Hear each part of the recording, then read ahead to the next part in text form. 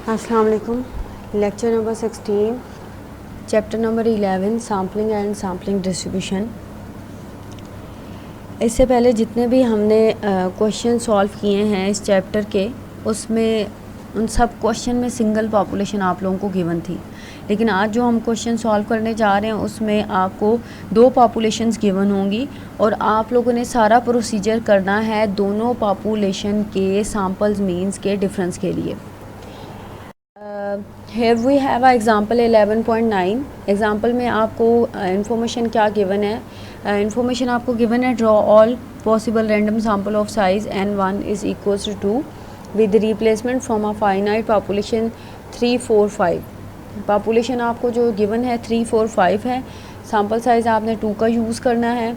With replacement आपने all possible sample draw करने हैं। सिमिलरली आपके पास सेकेंड पॉपुलेशन है 1, 2, 3 1, 2, 3 और आपने with replacement he all possible random sample draw करने हैं और सैम्पल साइज़ जो है वो आपके पास 2 गिवन है। उसके बाद देन आपने find sample means x1 bar x2 bar, उसी तरह से आप दोनों के अलग अलग अरिथमेटिक मीन फाइंड आउट करेंगे। देन आपने possible differences between the two samples means आपने फाइंड आउट करने, इन दोनों के आपने डिफरेंसेस फाइंड आउट करने। देन उस डिफरेंस की आपने सैम्पलिंग डिस्ट्रीब्यूशन बनानी है और देन उसके बाद आपने उस डिस्ट्रीब्यूशन के आपने मीन और वेरिएंस फाइंड आउट करना है और लास्ट में आपने रिजल्ट्स वेरीफाई करने हैं।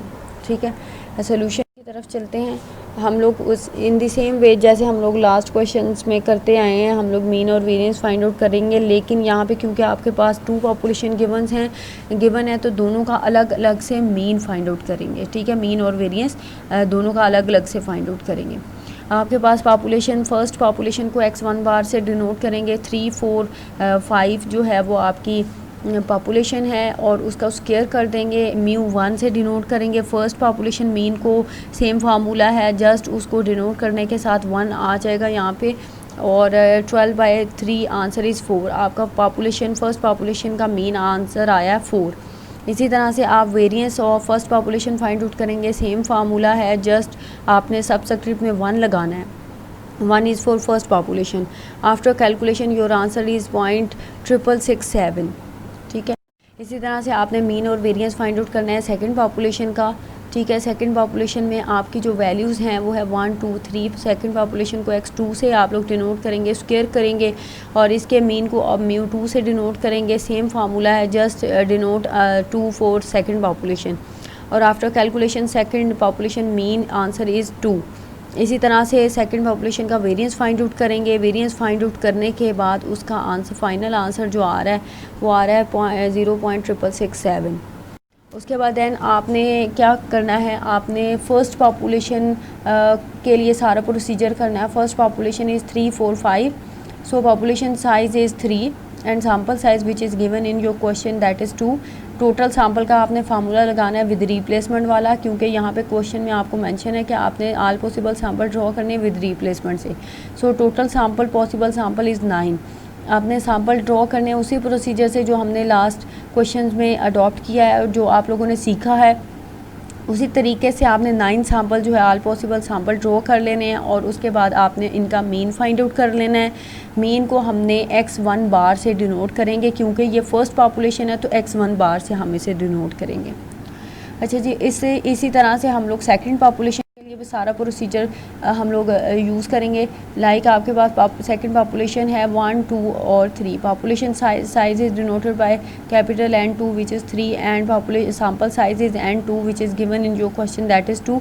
टोटल सैम्पल का हम सेम वही फार्मूला लगाएंगे विद रिप्लेसमेंट वाला, क्योंकि क्वेश्चन में आपको बताया गया था कि आपने all possible sample with replacement से निकालने हैं।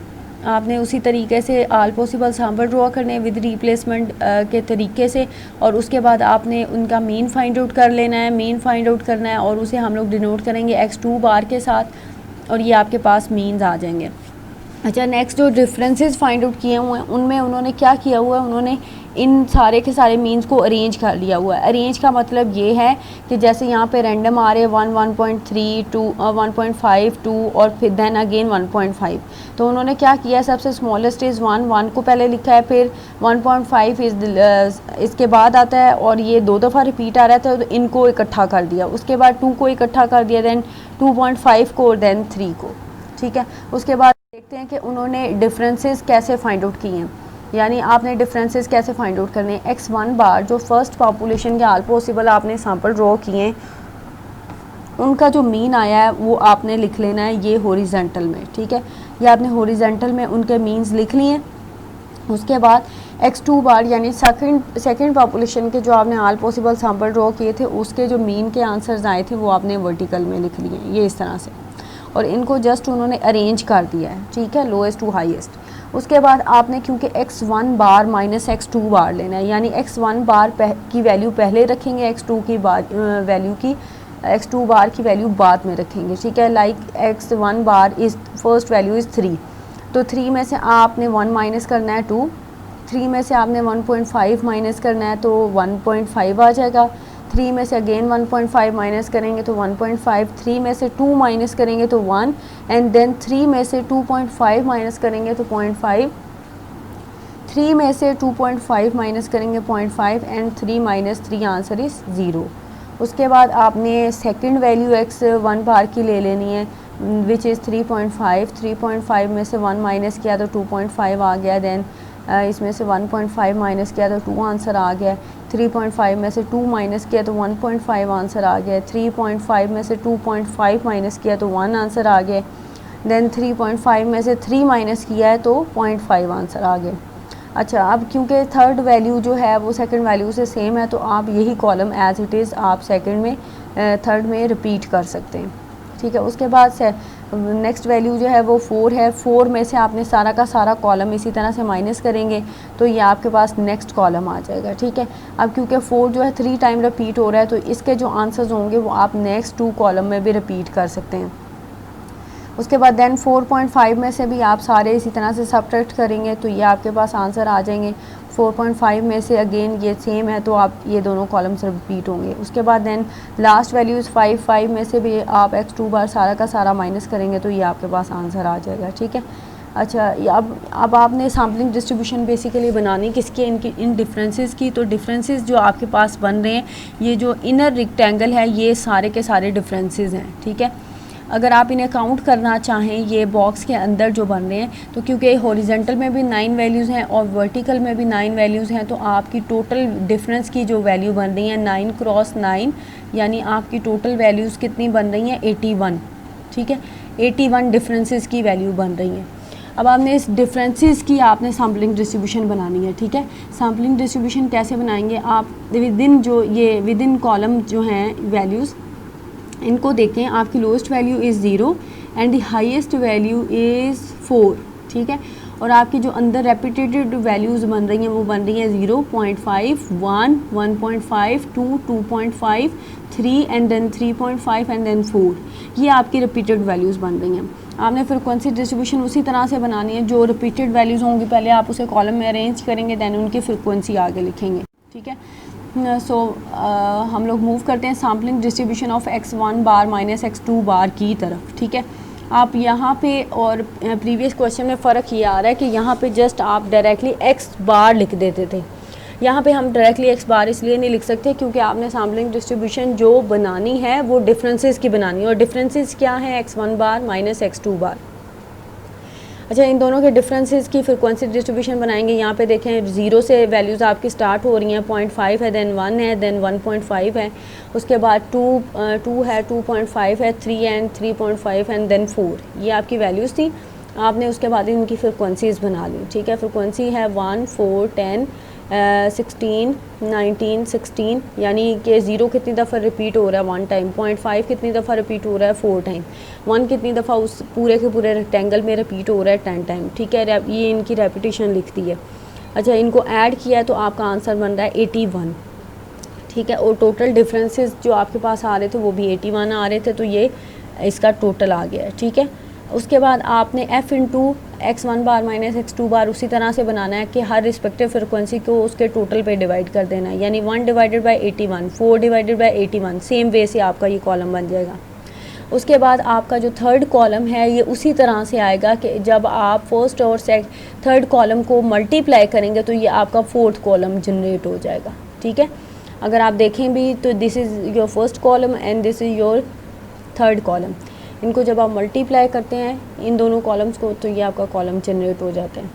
इन दी सेम वे अगर आप अगेन फर्स्ट कॉलम को फोर्थ नंबर वाले कॉलम से मल्टीप्लाई करते हैं तो आपका जो है लास्ट कॉलम जनरेट हो जाता है। और ये प्रोसीजर सेम है जो हम लोगों ने लास्ट क्वेश्चंस किए थे ना सिंगल पॉपुलेशन के, हमने उसमें इसे एक तरह से मल्टीप्लाई किया था, लेकिन यहाँ पे डिफरेंस सिर्फ ये है क्योंकि ये डिफरेंस की सैम्पलिंग डिस्ट्रीब्यूशन है तो यहाँ पे डिनोट करने के लिए ये डिफरेंस वाला फैक्टर आ रहा है।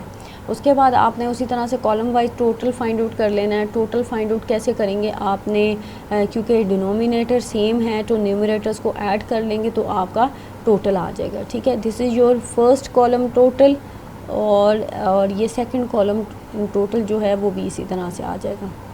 अच्छा जी, अब हम लोग मूव करते हैं कि हमने इस सैम्पलिंग डिस्ट्रीब्यूशन के मीन और वेरिएंस फाइंड आउट करने हैं। ठीक है, तो हमने मीन और वेरिएंस फाइंड आउट करने हैं डिफरेंस की सैम्पलिंग डिस्ट्रीब्यूशन के लिए।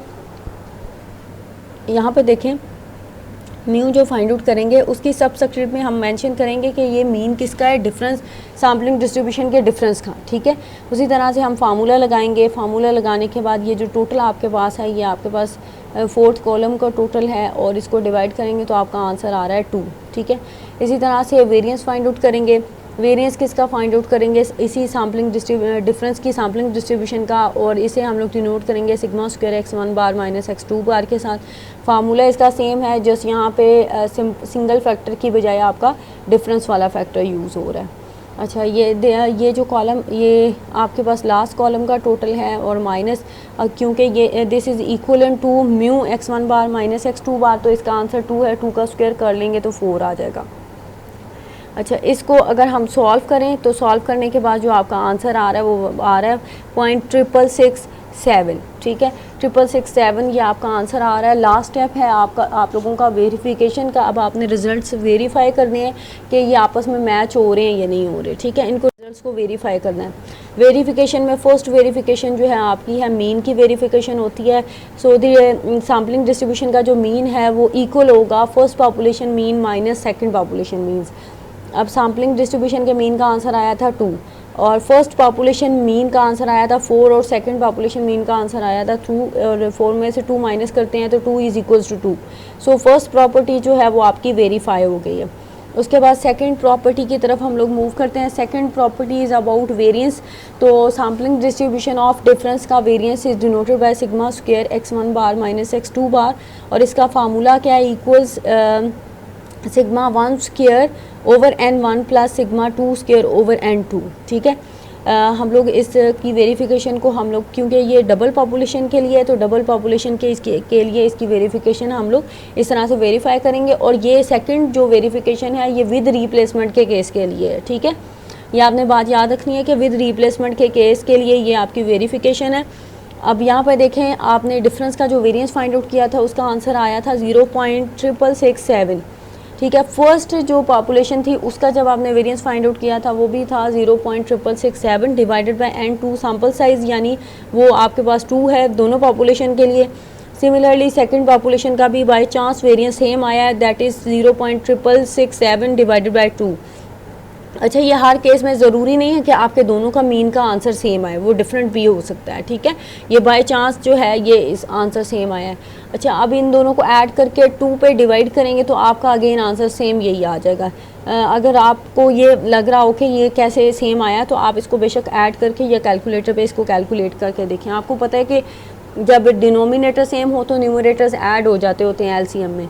जब हम इसे ऐड करेंगे तो ये 2 टाइम हो जाएगा, 2 टाइम डिवाइडेड बाय 2 और वो कैंसिल आउट हो जाएगा, तो यही आपका आंसर आ जाएगा 0.667। तो आपका सैम्पलिंग डिस्ट्रीब्यूशन और डिफरेंस का भी आंसर यही है। तो आपकी सेकंड प्रॉपर्टी भी आपकी वेरीफाई हो गई है। एक चीज़ आपने याद रखनी है कि ये जो प्रॉपर्टी है ये आपकी विद रिप्लेसमेंट के केस के लिए है, ये विदाउट रिप्लेसमेंट के केस के ये नहीं है। अच्छा, लास्ट में हमारा होमवर्क आ जाता है कि होमवर्क में आप लोगों को मैंने एक्सरसाइज के 2 क्वेश्चन मेंशन किए हैं, ये इसी टॉपिक से रेलिवेंट है, इसको सॉल्व करके प्रैक्टिस करके देखें और अगर कोई भी कन्फ्यूजन होती है तो आप लोग मेरे से डिस्कस कर लें।